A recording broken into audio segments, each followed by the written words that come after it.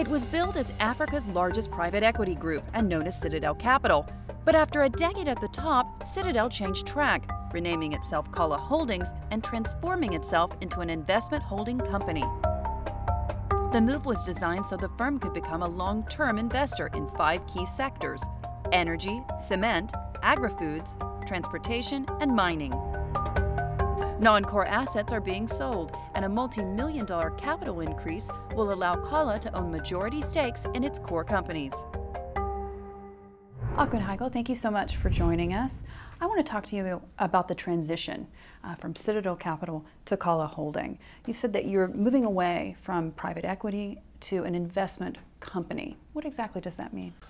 It means that if you go through the period, the last 6 years, those have not been a very easy 6 years. You've passed first through 3 years of a global financial crisis, followed by another 3 years of regional and Egypt-specific issues.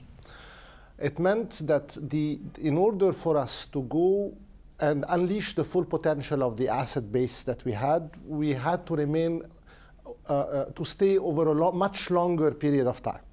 Those are, if you look at the asset base of Citadel, those are quite long-term assets. And it does not lend itself to the normal 7+2 fund structures. So we decided that instead of sticking to 7+2 type structure, that we would like to remain a long period of time with those assets. And in my view, that's the right strategy.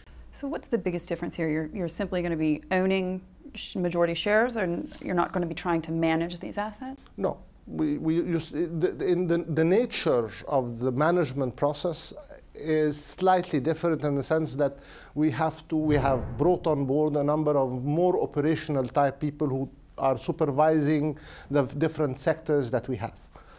But it also means, Hadley, that the duration of time that we would stay with those assets are much longer. And it means that in order to unleash the full potential of those assets, you'd like to stay for quite some period of time. You're positioning Qalaa Holding to become a major player in Africa. Does that mean then that you're moving away from core investments in the Middle East? Our focus is Egypt and East Africa, mostly East Africa. The Gulf does not need what we bring on board is expertise and capital. Capital,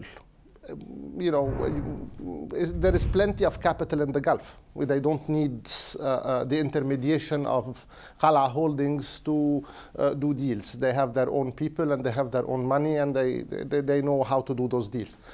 However, East Africa is a different ballpark.